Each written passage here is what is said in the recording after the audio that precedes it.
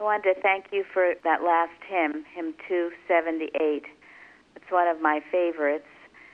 And that first verse, pilgrim on earth, home in heaven are within thee.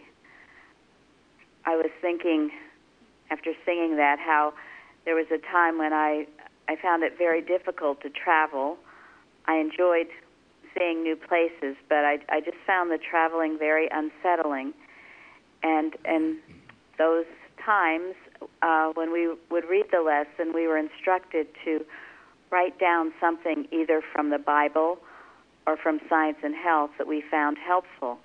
And I remember one week in the lesson in Science and Health on page 254, Mrs. Eddy says, "Pilgrim on earth, thy home is heaven.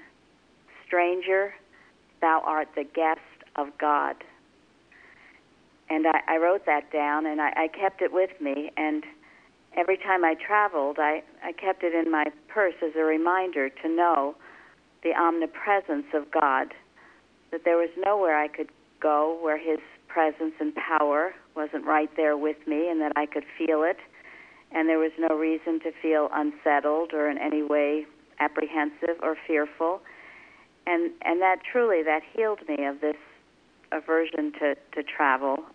I don't really travel much, but when I do travel, I'm at peace. And I'm so grateful for this. I'm so grateful for that statement from Mrs. Eddy. Wherever we are, stranger, thou art the guest of God. I'm so grateful for all that I've been learning as a member of this church, and certainly for Mrs. Eddy, for Christ Jesus, and for Christian Science, this wonderful way of life.